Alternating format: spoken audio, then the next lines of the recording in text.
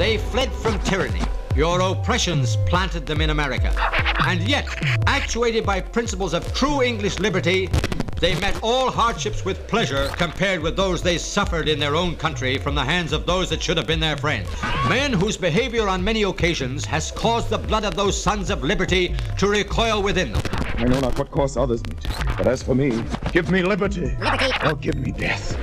Believe me, remember, I this day told you so. That same spirit of freedom which actuated that people at first will accompany them still. But a people jealous of their liberties, and who will vindicate them if ever they should be violated. Sons of liberty. Sons of liberty. Sons of liberty. Is life so dear, or peace so sweet as to be purchased at the price of chains and slavery? Forbid it, Almighty God. It appears as though something has happened in the motorcade route. Something, I repeat, has happened in the motorcade route. Who controls the past, controls the future. Who controls the present, controls the past. The death of bin Laden marks the most significant achievement to date in our nation's effort to defeat al-Qaeda. All you got to do is start looking around, start thinking for yourself, start investigating things, and you will see it all right there. So you have the power. Humanity has the power. We have the power. Do you want to fight? You better believe you got one! Let us never tolerate outrageous conspiracy theories. As for me, give me liberty or give me death!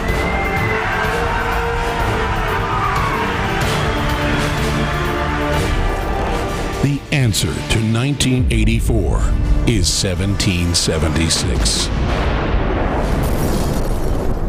Welcome to the Infowars Nightly News. It's Tuesday, March 19th, 2013. I'm David Knight, and here are our top stories.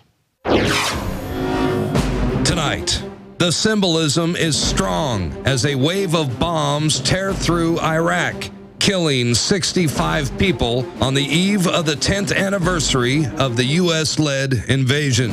Then, the lie that got us in. The Bush administration knew there were no WMDs in Iraq. Plus, a congressman is asking Big Sis to explain the huge ammo purchases by the DHS, and millions of Chase Bank customers see their bank balances reduced to zero. That's coming up next on the Infowars Nightly News. Well, it's been a decade since the United States invaded Iraq under the false pretenses of them having weapons of mass destruction. And today, the AP reported on USA Today that a wave of bombings tore through Iraq on Tuesday, killing 65 people on the eve of the 10th anniversary of the U.S.-led invasion, and showing how unstable Iraq remains more than a year after the withdrawal of American troops. And they're talking about that instability. They say instead of a solidly pro-U.S. regime, the Iraqis now have a Shiite-led government that is arguably closer to Tehran than to Washington.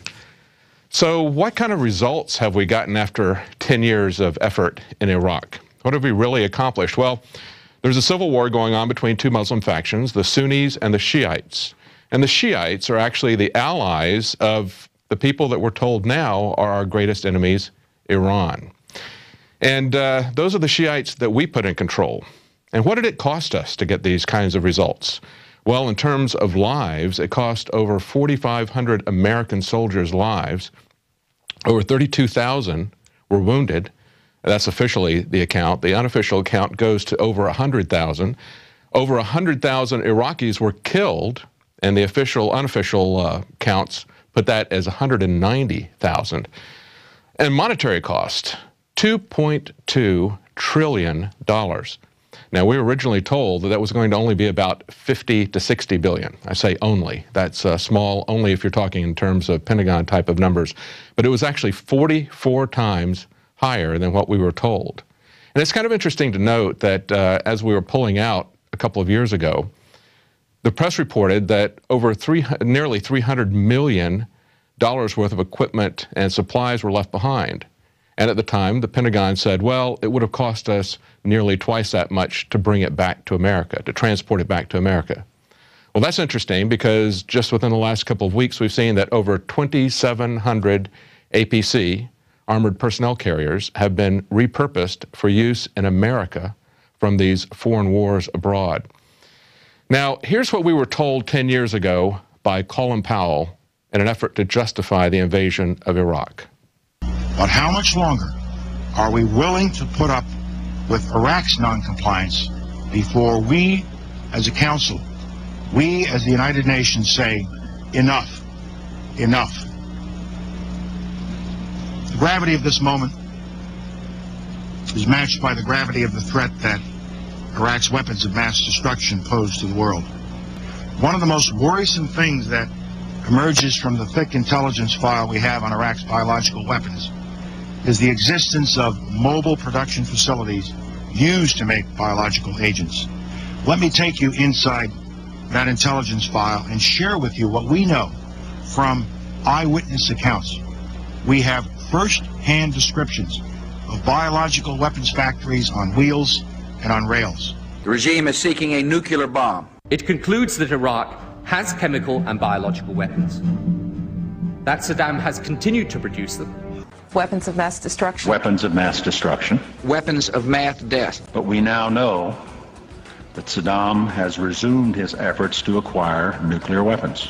There are Al-Qaeda in Iraq. Saddam Hussein cavorts with terrorists. Saddam Hussein possesses biological and chemical weapons. CIA officials warned members of the president's staff the intelligence was not good enough to make the statement, Iraq tried to buy uranium from Africa. Everybody knows that Iraq had weapons of mass destruction. I have every reason to believe that the intelligence that we were operating off was correct. Why did you lie to get us into a war that was not necessary and that has caused these kinds of casualties? Why? Well, first of all, I haven't lied. It appears that there were not weapons of mass destruction there. You said you knew where they were. I did not. I said I knew where suspect sites were, and we were just... You said you knew where they were, near Tikrit, near Baghdad, and north, east, south, and west of there. We know where they are. They're in the area around Tikrit and Baghdad and east, west, south, and north. You, along with President Bush and top administration officials, made a total of 935 false public statements in an orchestrated attempt to take this nation to war. This study has found that you, Madam Secretary, made 56 false statements to the American people, where you repeatedly pump up the case that Iraq had weapons of mass destruction.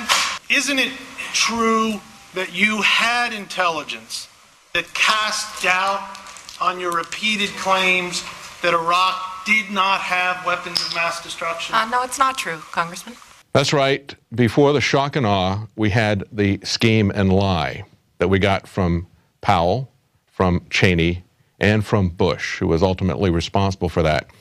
And antiwar.com, John Glazer reports a couple of quotes here about the lies that got us into the war. He said the Bush administration knew there were no weapons of mass destruction in Iraq. And to back that assertion up, he has a quote from Paul Pillar, the CIA officer who led the effort to provide Congress with the information, and he said, quote, "The atmosphere in which they were working, in which a policy decision clearly had already been made, in which intelligence was being looked to support that decision, rather than to inform decisions that had yet to be made, was a very important part of the atmosphere," unquote.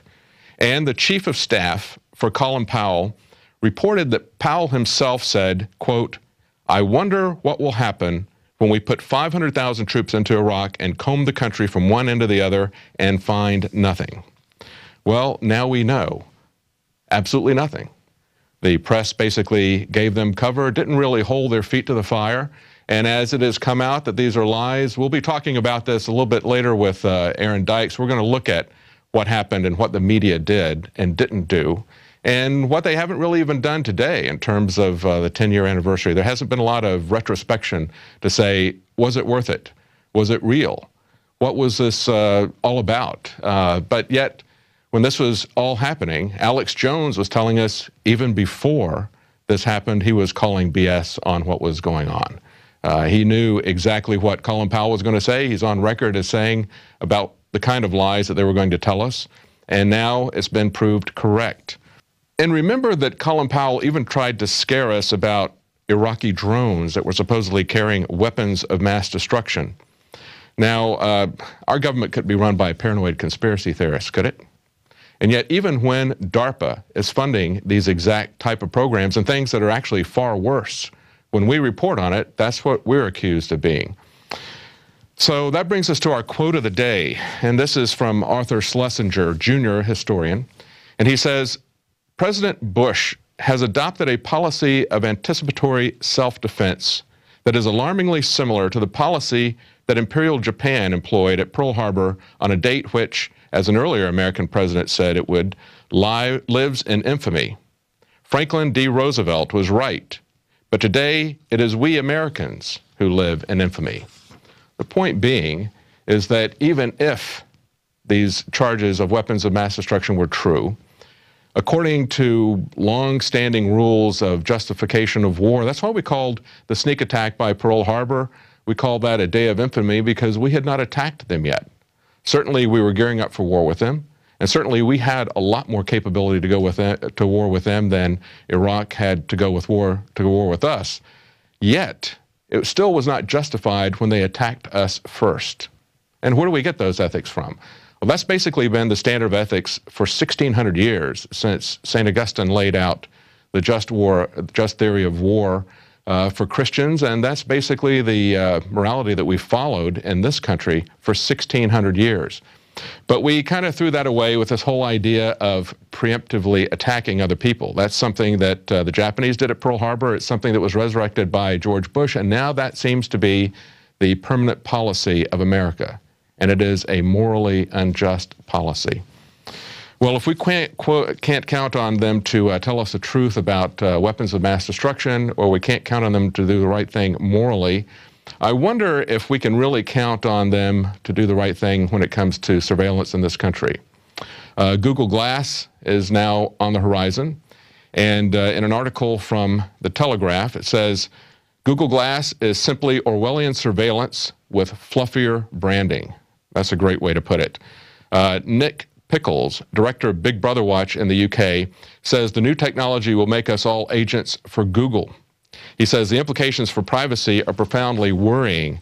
And here's a quote from him. He says, imagine if Google or Facebook decided to install their own closed-circuit television cameras everywhere, gathering data about our movements, recording our lives, and joining up every camera in the land into one giant control room.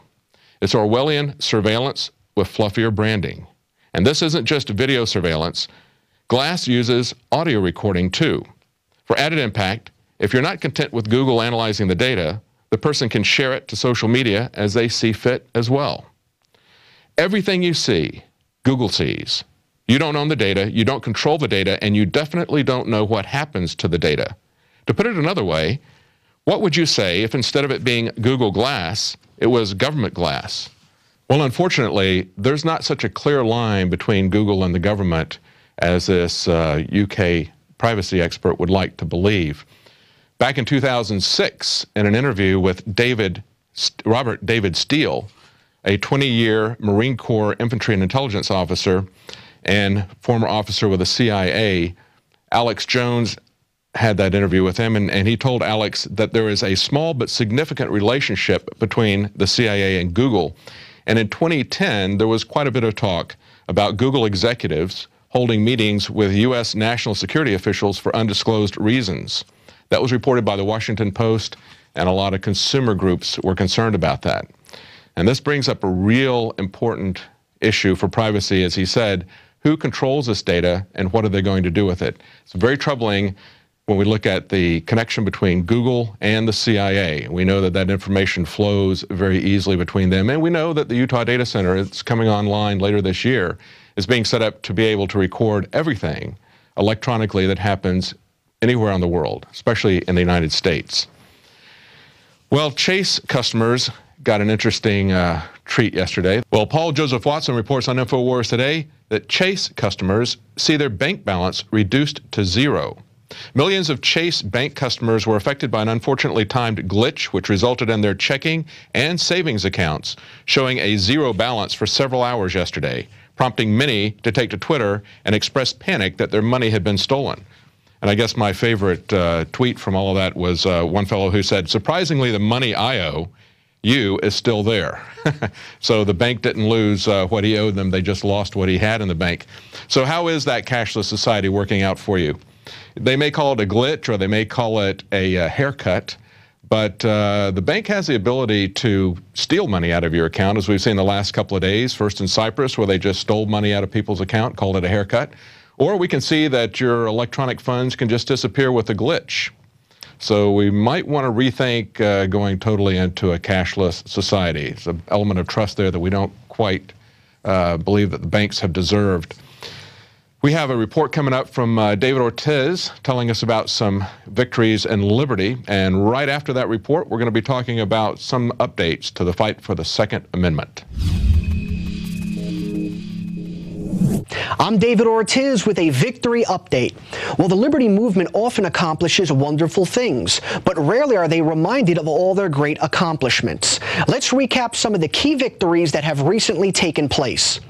The most notable key victory that recently took place is the fact that Senator Rand Paul promoted the Bill of Rights in a large-scale fashion by filibustering the nomination of John Brennan. As a result of his actions, he severely fractured the dinosaur Republican Party and won the CPAC poll. Well, one thing's for sure, Republicans want to win. And another thing's for sure, they haven't been winning in national elections lately. And another thing that's for sure is that there's a battle for the soul of the party.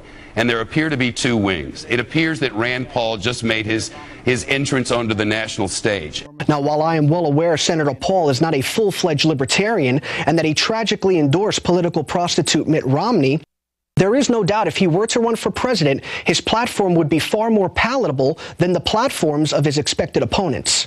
Speaking of the dinosaur neocon party, another victory that recently took place is the fact that Republican Party Chairman Reince Priebus publicly acknowledged that his office will no longer demonize libertarians, but rather welcome them into the fray. I want to reach out. I mean, the fact of the matter is we're not going to grow our party by closing doors. So, first of all, everyone's welcome, especially people who love and believe in liberty, freedom, the Bill of Rights, James Madison, all the things that motivated me at 16 to do every job there was in the party to today. And I know that we have to reach out. We need to build our party, and that is a massively growing part of our party, and we would be fools not to welcome in the liberty movement in this party and across America, and you're going to see it. Let's see if he follows through on his promise. And even though the federal government continues to act tyrannical, many states are taking advantage of their 10th Amendment rights. Let's take a look at the current tally. According to the 10th Amendment Center, marijuana bills either for medical or personal usage are currently being proposed in 15 states. Because of your advocacy, medical marijuana is already legal in over 15 states and the District of Columbia, and is legal for personal usage in 2 states. NDAA nullification bills have been introduced in 17 states, and one of those states, Virginia, has already passed the bill. In the 16 remaining states, they have passed 1 House in 3 states. Pro-Second Amendment bills have been introduced in 28 states. In Montana, such a bill simply needs the governor's signature to become law. In 5 of these states, these bills have passed 1 House. In reference to Obamacare, currently 9 states have introduced bills aimed at nullifying this federal power grab. So far, the bill has passed 1 House in 1 state. Drone regulation bills have been introduced in 22 states. Of those states, 1 state has fully passed the measure, Virginia. Well, that's all for our victory update. I'm David Ortiz, reminding you that despite all the tyranny we hear about, the liberty movement is making significant headway. Well, we've seen the information that started here at Infowars with research by Paul Joseph Watson into large ammunition purchases by the Department of Homeland Security. We were routinely criticized for that. We saw the mainstream media, the Associated Press, and others attack and criticize us for that. They focused on 0.1% of the purchases and ignored the other 99.9% of the purchases. I mean that literally. Actually, it was worse than that. When the Department of Homeland Security was purchasing $200 million, they talked about 194,000 purchase that was being done by them. So, and then it doubled down, and then doubled down again. So now we're up to a couple of billion, and the mainstream media is now picking it up. Forbes is talking about it, and now we have a congressman. In an article today, we have a congressman who's asking Big Sis to explain huge ammo purchases. He said, "I think Congress should ask the department about both of those issues, and I would like a full explanation as to why that has been done. And I have every confidence that the Oversight Committee should ask those questions." Now, this is New Jersey Congressman Leonard Lance, a Republican. He went on to say that he was concerned and that his goal was to ensure that Americans, quote, continued to live in a country based on freedom and individual rights. Yes, that's our concern as well, and that's why we're reporting these. And we do need to have a national discussion, and we do need to have an explanation as to what the purpose is of these large ammunition buys. Are they there to conduct a war against American citizens, or are they there to dry up the supply of ammunition? Now, along the gun control front, we also had some breaking news today. Feinstein's gun ban bill is crumbling. It looks like that was taken out of the committee, and that's not going to be something that is going to be part of the main Second Amendment attack. Today, a California Democrat and influential Senator Dianne Feinstein admitted that her gun ban proposals will not be part of a Democrat bill to roll back the Second Amendment. Her bill proposed making illegal 157 models of semi-automatic firearms that Democrats characterize as assault weapons and outlaw so-called high-capacity magazines. Senate Judiciary Democrats have approved what they describe as a gun trafficking bill, a measure to expand background checks, and a proposal to increase school safety following the shooting at Sandy Hook School in Connecticut. Well, this is something that we're all very concerned about, the Second Amendment attack. I believe, though, that instead of Feinstein actually being foiled, as the headline article on the Drudge Report says, I believe that she was part of a diversion to get us away from what the real attack is. Now, of course, ultimately, the purpose is outright gun confiscation. But before they can do that, they need to have much more comprehensive registration.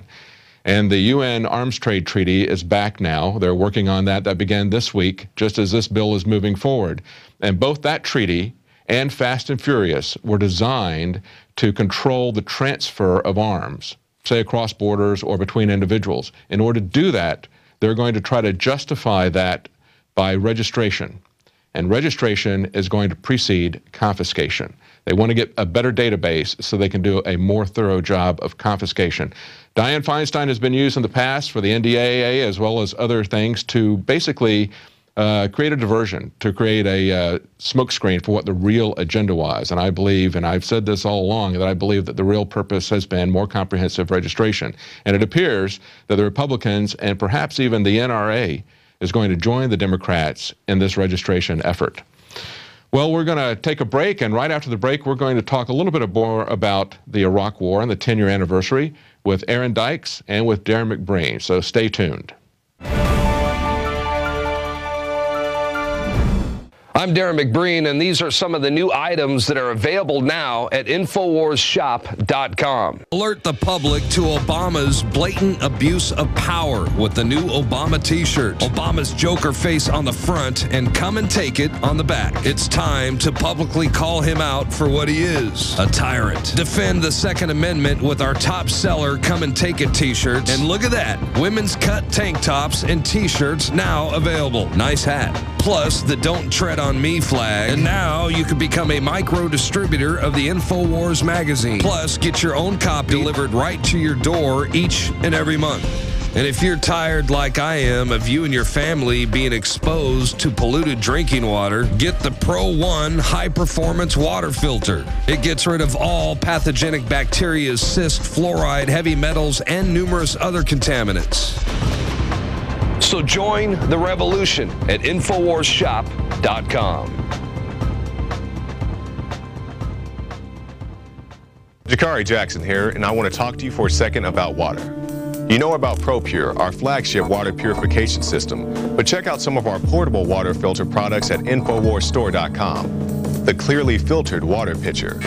Also, for those of you on the go, we have the Athlete Edition filtered water bottle and the RAD Eliminator Pro filtered sports bottle that removes radiation. And keep in mind, we have replacement filters for all of these products. The ever-popular grab-and-go bag favorite, the Life Straw, the Crystal Quest shower filter system, and the Aquapod kit, great for mass storage of water. And while you're at the Infowars shop, pick up a copy of our latest book, 31 Days to Survival. You can find all this and more at the InfowarsStore.com. And don't forget, it's your support that funds our operation. Sign up for our free newsletter at Infowars.com/newsletter. Infowars magazine is more than just our answer to the internet kill switch.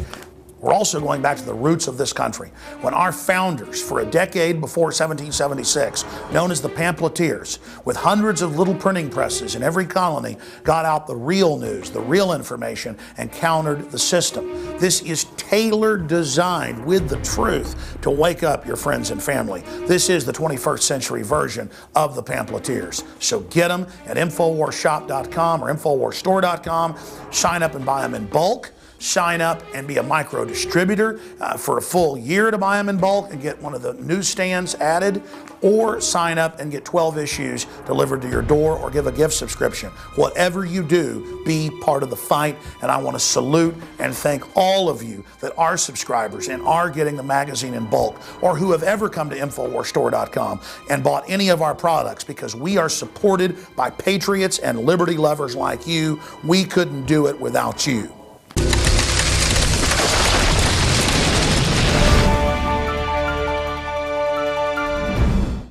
Well, it's been 10 years since the Iraq War began. What, if anything, have we learned? I'm joined by Aaron Dykes and Darrin McBreen. Well, guys, it's been 10 years, but it's not just a dry history discussion that we're having here, because we're seeing exactly the same kind of stuff happening today in Syria and trying to justify conflicts with Iran. What do you think about the similarity between 10 years ago and today in terms of public opinion? Well, here's a headline right here. Syria rebels regime blaming each other for first alleged chemical weapons attack. We've heard them cooking this up for months. We've already had stuff like Wag the Dog. The media publishes a Photoshop forgery to sell the war. We had the lies about Syrian Danny, who faked being in gunfire. And it's just a rehash of lie after premeditated lie we saw in the buildup to Iraq and in the continued selling of it, as they obviously intended the occupation to go on basically indefinitely. Yeah. What do you think, Darrin? You think the public's buying it this time around? They will. You know, a lot of them will, of course. You know, with the help and aid. Well, to the extent that they did last time. You know. Absolutely. I think they will. Unfortunately, it's sad, and I'm guilty as far as if you go all the way back to the first Gulf War, for example. I mean, I bought it hook, line, and sinker. You know, I mean, when I saw what they did is they rolled out, I don't know if you remember, but it was the babies from the incubators that they said the Iraq Republican Guard came in and threw, I forget how many, I think it was 90 or so babies out and dumped them out in the street. And it wasn't just, you know, hearsay. I mean, there was a congressman talking about it. Bush Sr. was talking about it. And then a young girl whose eyewitness testimony, 13 years old, or no, I think she was 15, up there crying, very dramatic testimony. Turned out to be a diplomat's daughter, just making stuff up. The ambassador to Kuwait's daughter, and she took acting lessons, we hear, years later. So they go through great lengths to tell a lie. And I'm glad you brought that up, too, because when I gave these, you know, we're talking about the cost of what happened with Iraq, and of course the first thing is the cost in human lives. And I was talking about the official estimates from our government being 100,000, and then other people totaling up to 190,000. Those were direct, I guess, immediate casualties. But as you guys pointed out, if you go back and look at sanctions and other stuff, it's well over 1 million. We've got at least 1 million of sanctions under the decade during Clinton and kind of the latter years of Bush 1, and then an estimated another 1 million dead in civilian totals and everything during the Iraq War from 2003 on. You know, we know this from watchdog groups and people monitoring it, of course, not from official estimates in the government. But yeah, it's a continued lie that, oh, it's going to be over real quick. It's only going to cost this much money. It was how many times more in cost? It was 44 times more, tremendously more expensive, and they had to know that. And then when we look at the casualty figures, there's a slow kill because of DU and that sort of thing with our troops, as well as the people in Fallujah. You look at the cancer rates there, and the infant mortality and the birth defects. It is comparable, if not a little bit more, than Nagasaki and Hiroshima. Yeah, what kind of weaponry did they use? I mean, it's you know, it's hard to tell, but I mean, they're having severe problems with birth defects and that sort of thing. And you know what this reminds me of, this 10-year anniversary reminds me is in 2003, you know, I listened to Alex Jones and his team of reporters and his writers, and on the Alex Jones show, they called it how it was. They said there is no weapons of mass destruction, you know, and Alex had Scott Ritter on the show, and it kind of reminds me of the same thing now. Here we are with the Department of Homeland Security and this massive arms buildup. We report it. Nobody else pays any attention except for Drudge. A few weeks later, Lou Dobbs is commenting on it, Sarah Palin, and then Forbes. But once again, you know, just like back in 2003 with the run-up to the Iraq War, Infowars is on top of it. Yeah, absolutely. Well, let's hope that the same thing this time around. Let's hope that we've got a little bit more of a footprint. I mean, we're already seeing an effect with the DHS ammo purchases, right? This is starting to break. It has been picked up by the mainstream media as well as the congressman, as we reported on earlier today. That's right. So, I mean, we're having more of an effect now. Infowars, Alex Jones has a much wider footprint, and so maybe, you know. It is worth noting, though, back in 2003, I was in college then, while a lot of the TV-watching public bought the lies hook, line, and sinker, it was pretty transparent to a lot of people, if they were paying attention at all, really regardless of their stripes, because there were massive protests against the Iraq War, even in February, before the war launched in March. I protested against it in March at the time, and a lot of people did.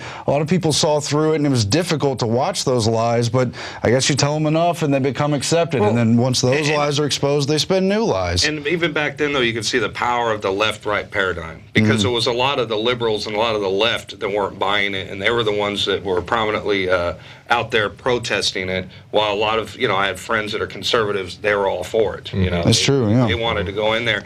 And sadly, I'll never forget watching TV when, you know, it was 2003, and they started bombing Iraq, and I could hear neighbors up and down my block cheering like a football game was going on. You know, as those bombs are going off. So some people really thought it, shock and awe indeed.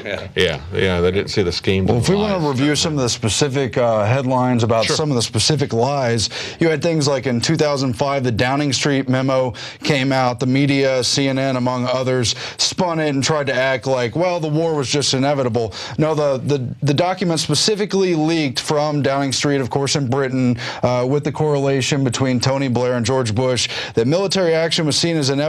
Bush wanted to remove Saddam through military action justified by conjunctive terrorism and WMD. But the intelligence and facts were being fixed around the policy, and then you had countless people warning about this deception. We just had a memo that broke a few weeks ago in 2013 where you had Rumsfeld with this memo about, should we say Saddam's moving against the Kurds? Should we say that Saddam's connection to September 11th was discovered, or the anthrax attacks? Should we have a dispute over the WMD inspections? Of course, we know they went with the WMD. It was a naked lie. You had a lot of people warning from within the Bush administration, like Treasury Secretary O'Neill, that they were planning the Iraq invasion before 9/11.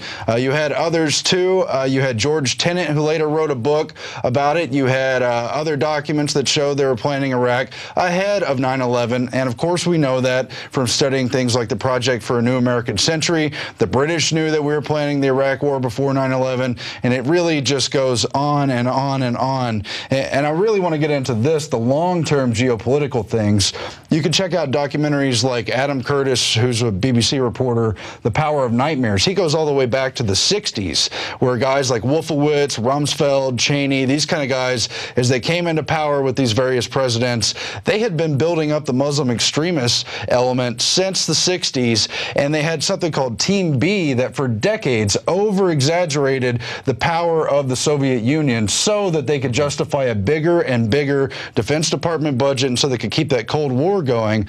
Well, by the time that the Soviet Union falls in 91 officially, you had the emergence of the Wolfowitz Doctrine. In 1992, it became public. People like General Wesley Clark, who we're going to go to a clip here in a moment of, he was told within the Defense Department circa 1991 that they wanted to exert their geopolitical influence. They saw an opportunity with the fall of the Soviet Union, so they wanted to go after these chess pieces in the Caucasus states, in the Middle East, and other areas, Northern Africa, etc. Well, look, we trained 100,000 mujahideen, you know, under Bush Senior, and who among those? Osama bin Laden. You know, I mean, there you go. You know, trained CIA asset right there. And we look at this and it's like, who's benefited from this, right? It's not the American people. It's not the Iraqi people for sure, right? But I mean, the American people are not more secure. We live in a less secure world. There's blowback, as Ron Paul would point out. And look at the tremendous cost that we're going to be, we've paid a tremendous cost in human life, tremendous cost in financial things that are going to be paid for by generations. And yet we have a military-industrial complex that did quite well off of all of this, didn't they? And they've used false flags and all manner of lies to get us into these wars, knowing that it's so hard to get out of them. I was just going to say we're creating blowback because we're making enemies.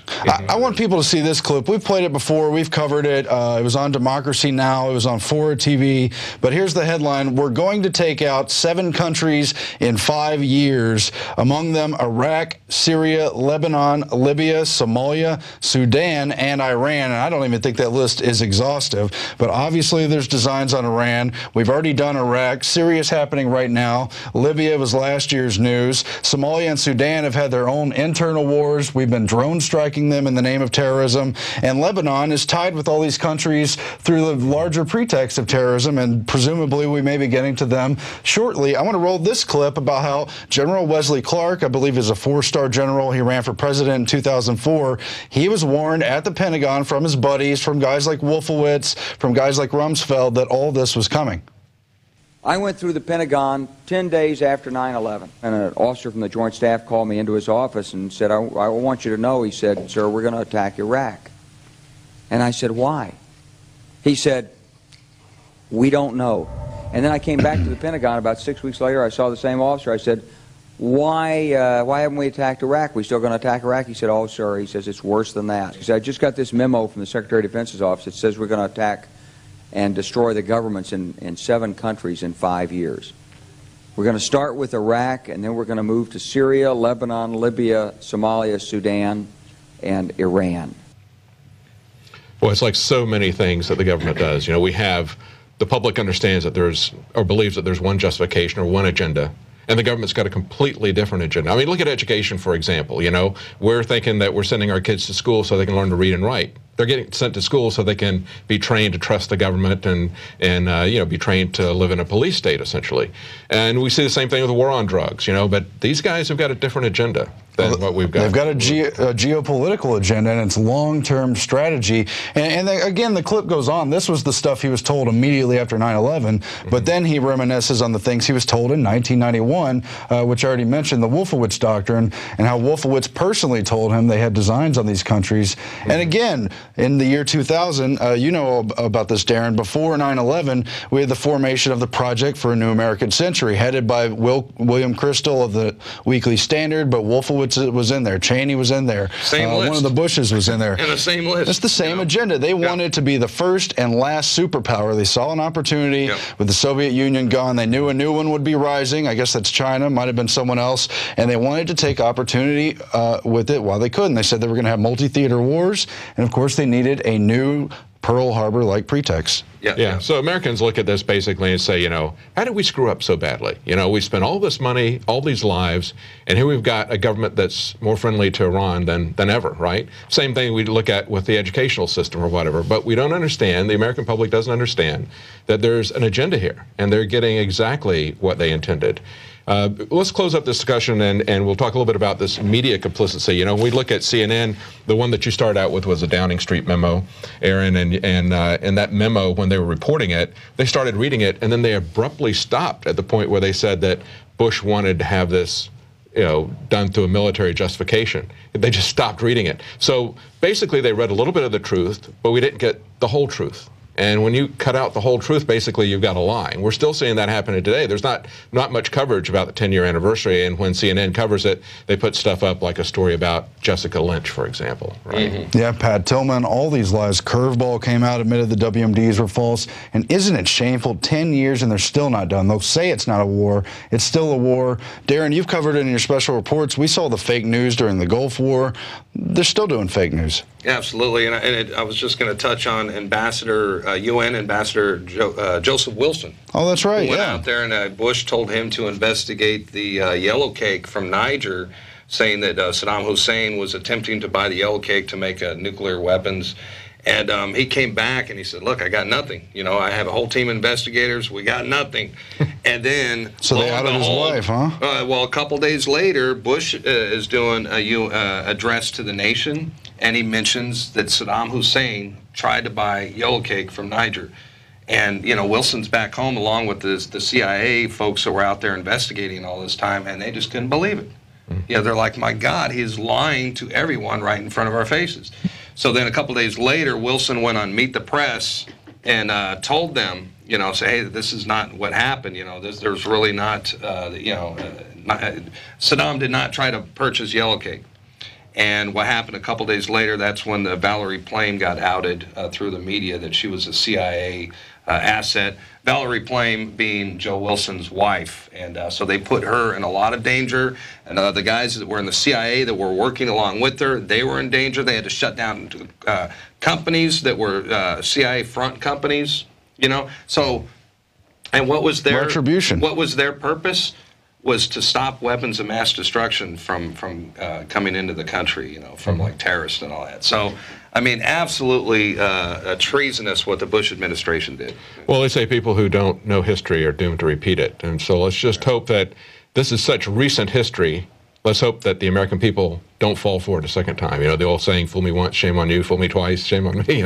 Let's hope that people learn something from this, and let's hope that, just like we're starting to see with the ammunition purchases, let's hope that maybe the truth is going to get out this time. Maybe Infowars and alternative media is going to be able to get the truth out that the mainstream media won't do. Yeah, wake up, folks. Turn off your TVs and check out Infowars and alternative media. And people made the argument these wars were to install central banks in the final countries that didn't have central banks. And you see things like Paul Bremer's 100 Orders, which is basically a corporatist occupation of Iraq, all the way down to mandating GMO seeds and just everything.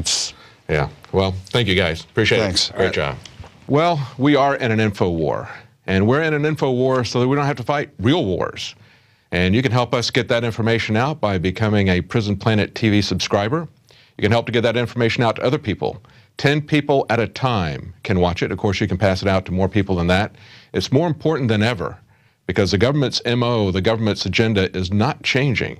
As you heard Aaron Dykes talk about, they've had a long-term agenda of countries to go into and overthrow for quite some time.